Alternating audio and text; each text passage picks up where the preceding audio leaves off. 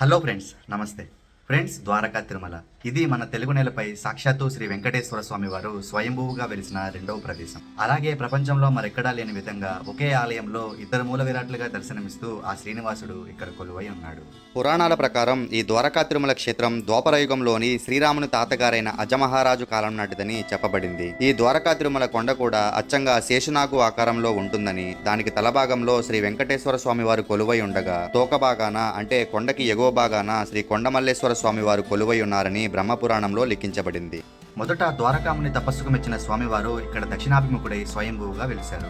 ఈ విగ్రహం సగభాగం మాత్రమే మనకు దర్శనమిస్తుంది. స్వామివారి పాదపూజకు నోచుకునే దర్శనం సరికాదని గ్రహించిన శ్రీమద్ రామానుజాచార్యుల వారు 11వ శతాబ్దంలో తిరుమల నుంచి ఒక నిలువెత్తు శ్రీ వెంకటేశ్వర స్వామివారి విగ్రహాన్ని తెప్పించి ఆ విగ్రహానికి ఆగమ శాస్త్రాల ప్రకారం పూజలు నిర్వహించి ఈ ఆలయంలో ప్రతిష్ఠించారు. తద్వారానే ఈ ఆలయానికి ద్వారకా తిరుమల లేదా చిన్న తిరుపతి అనే పేరు వచ్చింది.